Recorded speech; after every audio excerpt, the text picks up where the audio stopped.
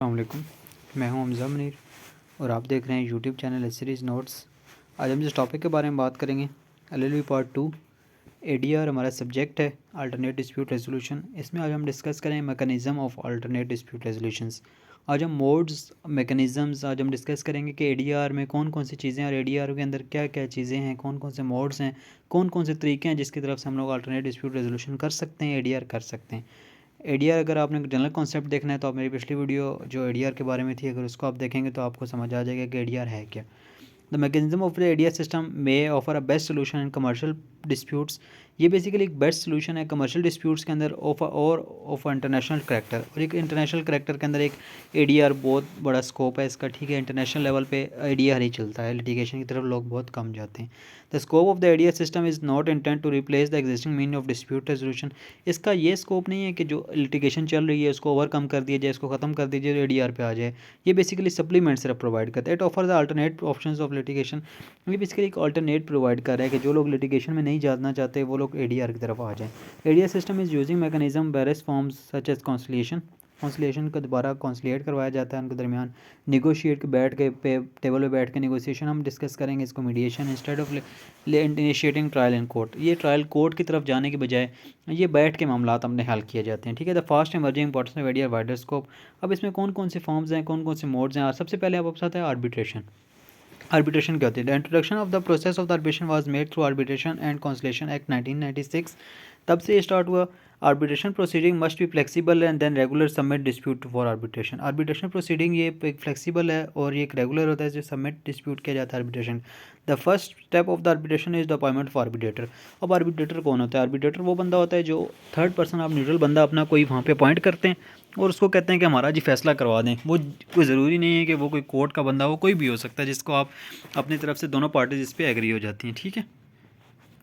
अब उसके बाद आप लोग बात करें तो each party may appoint arbitrator और इट्स चॉइस, उसके अपने मुताबिक को भी जो if there is more than one arbitrator then the sole arbitrator of the party may be appoint him with the concern nominate the third party to do so. अब अगर आपका हर पार्टी के पास अपना राइट होता है कि अपना आर्बिट्रेटर अपॉइंट का। अब अगर दो आर्बिट्रेटर अपॉइंट हो गए तो उसके अंदर एक तीसरा आर्बिट्रेटर अपॉइंट किया जाएगा, इसको हम सोल आर्बिट्रेटर भी कह सकते हैं और उसको हम एम्पायर भी कह सकते हैं, ठीक है। The second party intimated about the institution proceeding, ठीक है, and he asked for reply and claim for first party, ठीक है। अब सेकंड पार्टी को इंटीमेट किया जाएगा कि यार आपके खिलाफ ये प्रोसीडिंग इनिशिएट हुई है, तो आप अपना रिप्लाई दें कि आपके क्या क्लेम्स हैं, जैसे कि कोर्ट में होता है उसी तरह ही होगा। Decision of the arbitrator is in the form of the award and final binding. अब वो जो डिसीजन होगा ना आर्बिट्रेटर का वो बाइंडिंग होगा और वो एक अवार्ड की, उसको अवार्ड कहते हैं, ठीक है। The process work only if there is existing of the arbitration agreement between the concern parties. पर अब इसके लिए एक और चीज़ यहाँ पे टर्म आ गई आर्बिट्रेशन एग्रीमेंट की। आर्बिट्रेशन एग्रीमेंट एक बेसिकली एक ऐसा एग्रीमेंट होता है जिसके अंदर जो पार्टीज़ होती हैं ना वो ये कहती हैं कि अगर हमारे दरमियान कोई डिस्प्यूट आया तो हम आर्बिट्रेशन की तरफ जाएंगे, हम लिटिगेशन की तरफ नहीं जाएंगे, तो तब वो आर्बिट्रेटर के पास जा सकते हैं। अगर वो ये कहते हैं कि हम अगर उसका ऐसा कोई क्लॉज नहीं है उनके दरमियान या ऐसा कोई आर्बिट्रेशन एग्रीमेंट नहीं हुआ तो वो फिर उसकी तरफ नहीं जा सकते।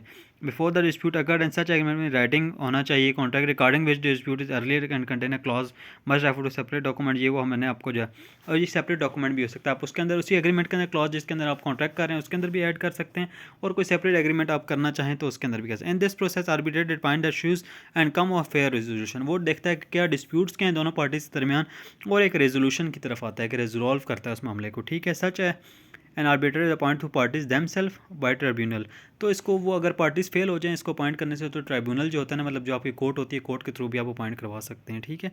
The arbitrator show appointed must be in odd numbers, ठीक है। वो आपके ऑड नंबर में होने चाहिए। वैसे ये ज़्यादा बेहतर है कि एक हो, तीन हो, ठीक है, या इस तरह के कोई हो जिसके बाद फैसला हो सके, ठीक है। मीडिएशन। अब अगर हम दूसरा जो प्रोसेस है उसको हम कहते हैं mediation. It is a process of bringing together both sides in a dispute for its resolution through a dialogue in which neutral third party a mediator using a property assist both the parties to resolve the using a agreement on a matter of common interest. Mediation basically ना ये एक ऐसा process होता है कि दोनों parties को एक साथ एक पेज पे लेके आया जाता है, ठीक है। दोनों को बिठाया जाता है और दोनों को एडवाइस की जाती है कि आपके अंदर ये डिस्प्यूट्स हैं और इसको आप ऐसे रिजॉल्व कर सकते हैं, या उनको कोई एग्रीमेंट वगैरह करवा दिया जाता है। अब मीडिएटर इज़ इम्पार्शियल पर्सन, वो आर्बिट्रेटर के पास तो लोग खुद जाते हैं। मीडिएशन ये होती है कि कोई बंदा खुद ऑफर करता है कि यार मैं आपकी मीडिएशन करा देता हूँ, मैं आपको दोनों पार्टीज़ को बिठाता हूँ और मैं आपको एक बताता हूँ कि आप कैसे अपने मसला रिजॉल्व कर सकते हैं। अब mediator is impartial person which help the communicate between the conflicting parties. वो दोनों पार्टीज़ को अपने दरमियान कम्युनिकेट करता है। एक पार्टी के पास जाके बताता है कि वो ये कह रही है, दूसरे के पास जाकर उनका पॉइंट बताता है और दोनों के दरमियान अपना जो रिजॉल्व है वो करवाता है। It is the press where in the party themselves determine and terms of the agreement and that will be help to resolve the dispute। और एक एग्रीमेंट उनके दरमियान करवा देता है कि जो उसके रेजोल्यूशन की तरफ अच्छे। A mediator only overseas the process and help communicate among the conflicting parties.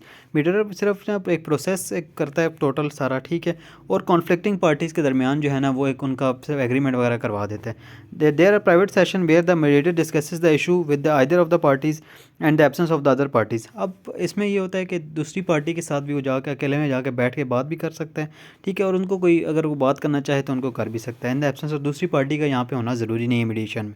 And do not hesitate of sharing any information, ठीक है, party do not hesitate and the other party that the party do not hesitate. और party के पास ताकि कोई दूसरी जो party जिसको अकेले में जाके बैठे तो अपनी कोई इन्फॉर्मेशन वगैरह शेयर करते हुए हेजिटेशन महसूस ना करे। After their is a joint session, उसके बाद एक वो जॉइंट सेशन करवा देता है, दोनों को बिठा देता है टेबल पे। And their attempt were to make the settling dispute. और दोनों को it is especially helpful in memorial property dispute where there is a need of understand the stage which dispute arises and ways in which the each party wants to be resolved।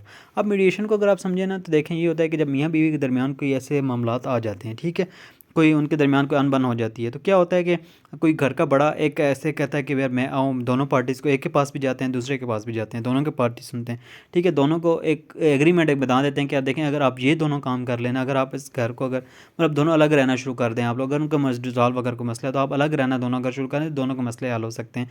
तो एक agreement बना देते हैं कि हम दोनों अलग रहेंगे, ठीक है, और सारा कुछ हो जाएगा। तो ये एक तरह का मीडिएशन होती है, उस तरह का हम बात को मीडिएशन कहते हैं। ज़रूरी नहीं कि कोर्ट में जाया जाए, उधर जाके खुला दायर की जाए और लिटिगेशन में जाया जाए, वो नहीं, ठीक है। ज़रूरी है कि या आप अपने मैटर जो हैं आउटसाइड द कोर्ट भी आप हल कर सकते हैं। In mediation proceedings the ultimate decision as agreed on the statement remains with the parties. अब मीडिएशन में ये होता है कि पार्टीज़ की मर्जी होती है, बाइंडिंग नहीं होता कि वो उसको मानना चाहें या मानना चाहें। Mediation is a voluntary and non binding process, how regulated CPC के अंदर इसको रेगुलेट किया जाता है। Code of criminal process, code of civil procedure basically civil matters के अंदर होता है। ये कोड एक पूरा बना हुआ है, ये प्रोसीजर है कि सिविल केस आपका कैसे चलेगा, उसके अंदर मीडिएशन भी आपकी डिस्कस होती है। अब अगर हम बात करें कॉन्सलिएशन की, conciliation is a less formal from arbitration. Less formal ये भी बेसिकली होती है एक तरह की आर्बिट्रेशन ही है, इसमें भी एक थर्ड पार्टी होती है, इन्वॉल्व होती है। Conciliator no prior agreement is needed. Conciliation के अंदर देखिए आर्बिट्रेशन के अंदर हमने कहा था कि एक प्रायर एग्रीमेंट ज़रूरत होता है, इसमें यहाँ पे कोई प्रायर एग्रीमेंट ज़रूरी नहीं होता, ठीक है। Any party can request to other party to appoint a conciliator. एक पार्टी दूसरी पार्टी को भी कह सकती है कि आए हम लोग एक काउंसलेटर अपॉइंट करते हैं और उसके थ्रू हम लोग अपना मसला हल करवाते हैं, ठीक है। Conciliation is a voluntary proceeding where the party involve are free to and agree to attempt to resolve the dispute by conciliation. Parties अपना इन्वॉल्व होती हैं और अपना मसला जो है कॉन्सलेशन के थ्रू हल करवाती हैं। वन और मोर कॉन्सलेटर में are appointed by parties themselves, जहाँ पार्टीज़ भी है ना खुद कॉन्सलेटर अपना अपॉइंट करती हैं। Who act as neutral third party, one conciliator is preferred but 2-3 are allowed, ठीक है, एक प्रेफर किया जाता है पर 2-3 भी अलाउ होते हैं। In case multiple conciliator they act jointly, वो जॉइंटली एक्ट करते हैं, ठीक है, अब मिल के एक्ट करते हैं। If a party rejects the offer to conciliate then there is no conciliation. अगर एक पार्टी रिजेक्ट कर देती है कि हमने कॉन्सलेशन नहीं करनी तो फिर कॉन्सलेशन नहीं होगी, ठीक है। Like mediation constellation is a voluntary flexible confidential and trust based process, ठीक है, इसके अंदर ये फ़ायदे हैं इसके, ठीक है, फ्लेक्सिबल है, कॉन्फिडेंशियल है। The main difference between a conciliation mediation is that the parties are encourage to find a solution, ठीक है। मीडिएशन में क्या होता है कि पार्टीज़ को इंकरेज किया जाता है कि आप सोल्यूशन फाइंड करें with the mediator only acting as a guide, और वो उसका एक तरह का गाइड कर रहा होता है, वो कुछ भी नहीं। While in conciliation the conciliator actively participate, वो एक्टिवली पार्टिसिपेट करता है और एक फैसला पूरा उनको देता है। That has a responsibility to identify the objectives of parties actively and find a solution, उनका एक फाइंड सोल्यूशन फाइंड करते हैं। पार्टीज में submitted to describe the general nature of dispute and each party send a copy of the statement to other, ठीक है, जो भी copy उनकी स्टेटमेंट होगी ना दूसरे को अपने सेंड करेंगी। और कॉन्सलेटर एक तरह का उसका जो डिसीजन होगा ना वो बाइंडिंग के तौर पर था, क्योंकि पार्टीज उसको खुद अपॉइंट करती हैं। वो एक तरह की आर्बिट्रेशन ही होती है, पर आर्बिट्रेशन से पहले एग्रीमेंट की ज़रूरत होती है, इससे पहले एग्रीमेंट की ज़रूरत नहीं होती। अब एक लास्ट इसका प्रोसीजर है नेगोशिएशन। नेगोशिएशन क्या होती है? नेगोशिएशन बेसिकली ये होती है कि दोनों पार्टीज़ खुद बैठ के अपना मसला रिजॉल्व करें, ठीक है। Negotiation is self-counseling to resolve the self-counseling. The main aim of negotiation is settlement of dispute by exchange of views. अपने व्यूज़ को एक्सचेंज करें, जैसे दोनों मियाँ बीवी हैं, जैसे मैंने आपको बताया कि दोनों बैठ जाएं, अपने मसले हल करें, ठीक है। Concerning the party voluntary method of ADR, no party is force to participate in negotiation. ये वॉलंटरी मेथड है, किसी पार्टी को आप फोर्स नहीं कर सकते कि वो पार्टिसिपेट कर नेगोशिएशन में। Negotiation occurs in business, non profit organisation, government branches, legal proceeding among nations and personal situation like marriage, divorce, pertaining everyday life की, जैसे देख बच्चे की गार्डियनशिप हो गई, या फिर अब कोई मैरिज का, डिवोर्स का कोई मसला आ गया, तो उसके अंदर आप नेगोशिएट, दोनों हस्बैंड वाइफ बैठ जाएं, जो भी उनके मामला जैसे तय पाते हैं उस तरह अपने मामला तय कर लें, ठीक है। There is not need of recourse of third party neutral के साथ ये थर्ड पार्टी की ज़रूरत नहीं होती। This is important when none of the parties want to involve outside parties is in the process, ठीक है। ये तब होता है कि जब कोई बंदा किसी को बाहर वाले बंदे को ऐड ना करना चाह रहा हो, खुद अपने मसले हल करना है। Doing negotiation instead of a litigation में भी लेस एक्सपेंसिव होती है, ठीक है। Reduce delay, it represent a method resolving dispute through a mutual understanding. और ये म्यूचुअल अंडरस्टैंडिंग के हैं, there is a mutual good will expect and resolution of the dispute, ठीक है। ये डिस्प्यूट का एक रेजोल्यूशन होती है, एक्सपेक्ट किया जाता है कि म्यूचुअल एक तरह के उनके म्यूचुअली मामला होता है। अब जनरली जो आपकी नेगोशिएशन होती है ना, वो नेगोशिएटर के बगैर होती है, ठीक है। कोई बंदा दरमियान में नहीं होता, ठीक है। पर अब generally there is a no need of any neutral third person. Negotiation can take variety of the form from neighbour acting on the behalf of particular organisation और इनफॉर्मेशन नेगोशिएशन बिटवीन फ्रेंड्स, ठीक है। तो अब देखिए, अगर friends के दरमियान भी नेगोशिएशन है या कोई किसी कंपनी के दरमियान है, तो एक जो दरमियान में बंदा, negotiation can be contrasted with mediation where the neutral third party listen to each side of the arguments and attempt the half of the craft of agreement between the parties.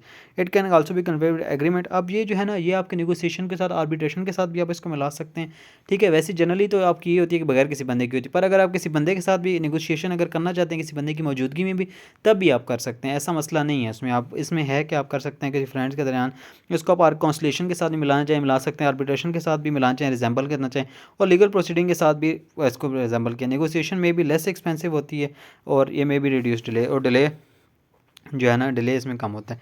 Steps and process of alternate dispute resolution. अब alternate dispute के अंदर कौन कौन से steps होते हैं, कैसे? सबसे पहले प्रिपेयर फॉर ADR के प्रिपेयर किया जाता है। The parties involve in dispute must be agree to participate in ADR। अब हम देखते हैं कि कौन कौन से स्टेप्स होते हैं जिनके अंदर ना ADR को कैसे ADR किया जाता है, ठीक है। सबसे पहले तो एक पार्टी जो इन्वॉल्व होती हैं डिस्प्यूट के अंदर, वो उनको एक बताया जाता है, इन्वॉल्व किया जाता है, ठीक है। And choose the specific ADR mechanism. उनको कहा जाता है कि अपना मैकेनिज्म चूज़ करें कि कौन सा मैकेनिज्म यूज़ करेंगे, ठीक है।